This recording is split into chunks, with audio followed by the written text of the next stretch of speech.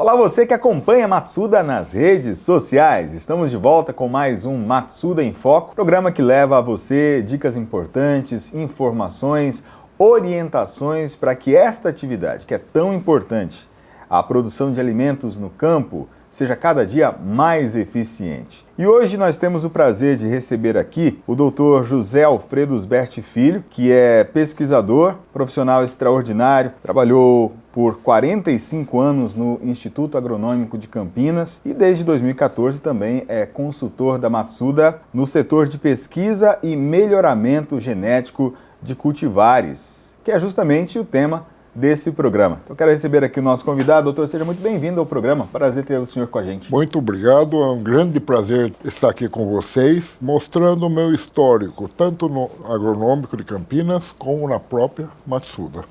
Bom, a gente vai falar hoje, doutor, sobre a questão da pesquisa e melhoramento genético de cultivares de pastagem, campo que o senhor domina realmente de uma maneira com maestria, né? De uma maneira bastante profunda. Eu tenho aqui algumas perguntas sobre este setor, né, sobre este assunto. Eu queria que a gente começasse, então, falando sobre os objetivos desse trabalho, né?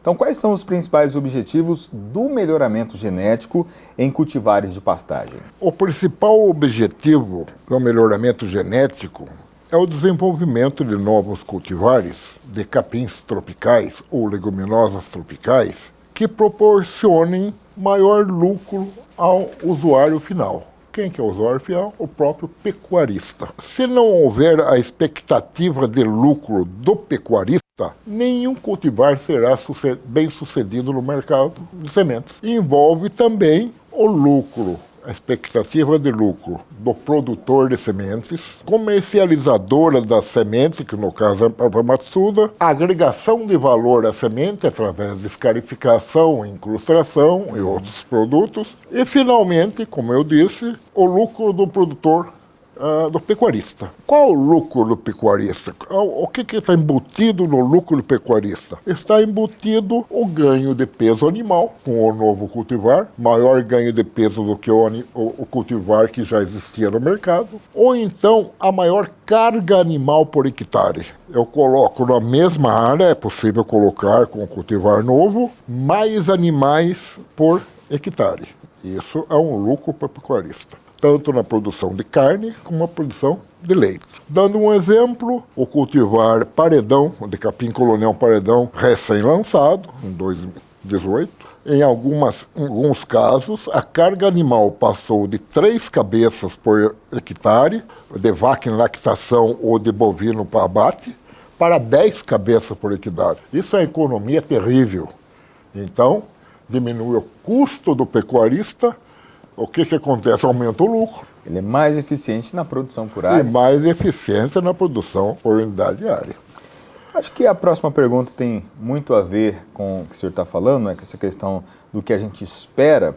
Mas quais são as características genéticas hoje em dia procuradas, né? Além dessa questão da maior produtividade por área que o senhor acabou de comentar, o que a pesquisa está mirando hoje, está focando hoje? Tem vários objetivos de pesquisa hoje. Primeiro, agregado a isso que eu falei anteriormente, é a produção de quilos, não é de forragem, é quilos de proteína por hectare. O que engorda o gado? É a proteína. Então, o que é quilo de proteína? É a produção do capim multiplicado pelo teor de proteína. Agora aí é um negócio um pouco complexo. Por que é complexo? Porque peso de qualquer planta está concentrado, o maior peso na fração como representa 85% do peso da planta. E na fração folha é 10 a 15%. Do outro lado, a proteína que é interessante está concentrada na folha, 75%, 25% no colmo. Então nós não podemos ter por objetivo um cultivar nem com muita folha e pouco colmo, nem com muito colmo e pouca folha. Tem que ser um balanço. pensando que uma vaca come, em lactação, come 40 quilos de forragem por dia, e um boi, em época de abate, come 30 quilos de forragem, se eu tiver um novo cultivar que só tenha folha, a forragem não tem, vai ter peso, vai ter pouco como, daí não dá peso. Quer dizer, o que eu falei de 3 para 10 cabeças por hectare com o novo cultivar, eu passaria para 0,2, 0,1 cabeça por hectare e ter que pôr 5 hectares para pôr uma cabeça. Isso é antagônico. Agora, outras características que estão sendo buscadas, primeiro, a resistência à seca. Nós não temos materiais ainda que eu possa plantar no Nordeste, no semiárido, que possa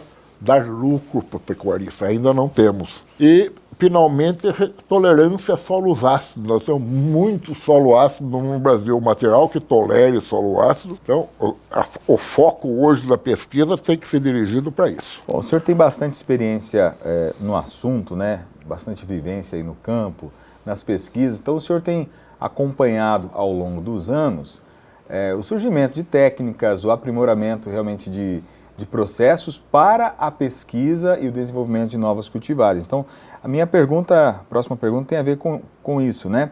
Como o uso dessas técnicas modernas tem ajudado a pesquisa no desenvolvimento de novos cultivares? Nós estamos falando, geralmente, é o mais recente desenvolvimento, ainda não auxiliou, mas pode auxiliar qualquer programa de desenvolvimento do cultivar da genética molecular. Por que a genética molecular? Porque ela reduz o tempo de obtenção do cultivar novo de 7 a 8 anos para 2, 3 anos. Que muitas das operações que são feitas no campo, teste de progênie, seleção de plantas, a molecular hoje, através de DNA e distância genética, ela consegue abreviar o tempo de obtenção do cultivar com algum potencial para o futuro. O senhor estava falando, antes da gente começar aqui o programa, dessa questão do distanciamento genético, né? Que é uma coisa bastante importante. Então, vamos dizer, eu selecionei uma planta que eu acho que olha, essa tem potencial. Eu vou numa variedade lá e seleciono, faço cruzamento lá e seleciono uma planta que eu acho, olha, essa é boa. Aí eu vou na genética molecular, extraio a amostra dela, eu vou saber a distância genética que ela tem entre a população de onde ela veio. Eu tenho um padrão de DNA mais promissora. Aí que eu posso ter uma planta resistente à seca, uma planta resistente à acidez do solo, e assim vai. Bom, claro que essas técnicas elas surgem como um grande auxílio, né? É a novidade, é o que, como o senhor estava falando, possibilita reduzir o tempo da pesquisa, isso tem economia, não só economia, mas atende uma expectativa e uma necessidade do campo com mais agilidade, mas também não dá para desprezar o olho treinado, né, do profissional no campo. O senhor estava falando também sobre essa questão do trabalho de quem tem experiência em perceber no campo um material diferente, né? Exatamente. Isso ainda está faltando no Brasil. Eu tinha um professor no meu tempo de Universidade da Califórnia, vou dar risada, posso contar? Claro que pode. Dr. Allard, famosíssimo, vários livros sobre melhoramento genético. Então eu fui ter o curso do Dr. Allard na Califórnia, em 74, 78, um dos cursos. Então, ele deu a aula, tudo mais de melhoramento, tudo mais, e pediu para a gente dar, os alunos, 30 alunos, para dar opinião sobre a aula dele. Cada um fez os maiores elogios ao doutor A, entregou os papéis, escreva aqui, senhor. Entregou para ele rasgou e pôs no lixo. Como quê? Como assim? Todo mundo rasgou e pôr no lixo. Tudo que eu falei aqui, esquece que a natureza é complexa. Tudo, como é que vão ser, o que vai valer eyeball. O olho clínico. Se não tiver olho clínico, nunca vão ser melhoristas. Caramba, que coisa, que história.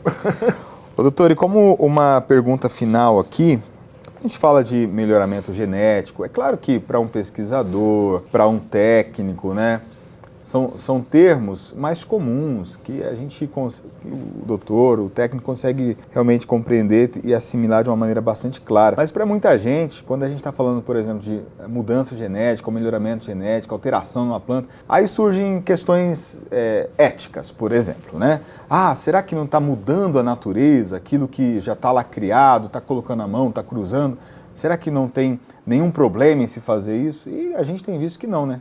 São grandes os benefícios, na verdade. Exatamente. Em junho, estive num congresso de pastagem no Kentucky, nos Estados Unidos. Esse era o tema principal do congresso. Saúde da planta, saúde do animal e saúde humana. O grosso do congresso, que eu acho que vai acontecer no Brasil, em áreas degradadas, a recuperação de solos. Recuperação de solos. Como é que se consegue a recuperação de solo? Áreas degradadas que não planta mais. Tanto que tem um possível convênio para sair com a Arábia Saudita, envolvendo bilhões de dólares. O que a Arábia Saudita quer? Fazer uma parceria com o Brasil para dobrar a área de produção de alimentos brasileiros. Aproveitando áreas já existentes. Sim, aproveitando. Áreas degradadas. Isso, recuperar as áreas. Mas como é que nós recuperamos a área degradada? Primeira coisa que eu vi lá que os americanos estão fazendo, usar leguminosas. Qual que é a vantagem? A vantagem, eles fazem o plantio precoce da leguminosa, por exemplo, o plantio deles é outubro lá, eles fazem em junho, planta a leguminosa. Aí, o que a leguminosa faz? Ela tira nitrogênio do ar e põe no solo. Ela recupera os micro-organismos do solo, os organismos do solo, as propriedades químicas e físicas. Toda gramínea, não leguminosa, gramínea, ela exige ar na raiz. E então a raiz da leguminosa entra lá e daí planta ou milho, lá é o cinturão de milho americano, em cima da leguminosa. Funciona como uma cultura de cobertura antes do plantio de qualquer coisa. Seria uma adubação natural. Uma adubação natural é a recuperação do solo natural. A Matsuda tem o produto, sim senhor, nós temos a leguminosa correta para isso. É como o Jorge dizia, falta agilizar, mas tudo bem. O que nós fazemos aí nos plantios de soja no Brasil? Nós plantamos o milheto ou a Brachiaria russiensis, são gramíneas, para, antes de plantar a soja, precoce, tritura tudo, forma a cama e planta. Qual a vantagem? A vantagem é que você não tem que usar herbicida para erva daninha, a umidade do solo é mantida, porque tem a cobertura, então sai uma cultura no limpo, vamos dizer assim. Milho, o trigo, o soja, o que se quiser. Os americanos fazem isso. Eles chegam ao absurdo, no meu entender, de fazer uma inclusão de uma leguminosa em cima de outra leguminosa. Tem uma leguminosa plantada, põe mais uma. É isso que está faltando, no meu humilde entendimento. Se fizer isso no Brasil, realmente nós podemos dobrar a área de produção de alimentos. Só que para a Matsuda, será que ela consegue produzir semente na leguminosa para todo mundo? Porque há uma expectativa muito grande em cima do Brasil. A gente conversava sobre isso, pessoal, antes de começar aqui a gravação. O doutor estava comentando, né, que diante de um cenário mundial em que você tem uma população que está crescendo e, consequentemente, você tem que produzir mais alimentos. É a famosa segurança alimentar. Segurança alimentar. Então, não é à toa esse possível investimento da Arábia Saudita em cima do Brasil para a recuperação de áreas, né? E produção nessas áreas, porque há uma expectativa, porque aqui a gente, como diria a música, um país tropical abençoado por Deus, bonito. Lembre-se, é do Benjor, né? Qual seriam as áreas possíveis de fazer que a Arábia Saudita vai fazer no Brasil? Estados Unidos praticamente plantado tudo. Sim. O que sobrou é deserto. A Rússia, gelo. 70% da área é gelo. Europa totalmente plantada. Sobrou a Austrália em volta, pode ser plantada, no centro é um deserto. E finalmente a África. A África, por motivos de ter um monte de países que brigam entre si, não vai conseguir chegar num acordo nunca. Sim. Sobrou quem? Para aumentar a produção mundial de alimentos? O Brasil. Não está na nossa mão? Ou o nosso investimento, ou investimento externo de qualquer coisa, ou China, ou Arábia Saudita, quem quiser. A segurança alimentar. Vai ter comida? Vai. Aí voltando... E outra coisa. Sim. O clima. Verdade. Não limita. A gente tem um clima maravilhoso. Temos alguma restrição de clima no Brasil? No sul, que tem um pouco de frio, mas nós chamamos áreas lá para plantar no sul, acabou. Verdade. Certo? O que é? Em várias áreas do Brasil consegue fazer 3 plantios e 3 colheitas. Aonde no mundo tem isso? O Brasil é a bola da vez. Não é a bola da vez? Nós temos o sol, amigo. Tem áreas que sofrem seca, qualquer sistema de irrigação resolve. Nós temos o principal, o sol o ano inteiro. Não é? Por exemplo, aqui em Assis, o cara planta soja, depois planta o milho safrinha e depois cevada, no inverno o trigo. Qual lugar do mundo que faz 3 plantios assim, 3 colheitas? Difícil de encontrar. É abençoado por Deus. É isso aí. E aí a pesquisa é realmente esse auxílio aos amigos produtores, oferecendo cultivares melhores adaptadas às condições climáticas das diferentes regiões, diferentes biomas, possibilitando aumento de produtividade por área, com materiais extremamente produtivos. Principalmente o lucro para o usuário final. Principalmente o lucro para o usuário final, esquece. Exatamente, para o amigo produtor que merece ser bem remunerado por um trabalho tão importante que é a produção de alimentos. Exatamente. Doutor, que prazer receber aqui o senhor com a gente. Prazer foi todo meu, foi uma lavagem cerebral. Muito bom bate-papo. Claro, posso ter críticas e sugestões. É o meu entender com quase 50 anos na área de melhoramento. Então, tenho o quê?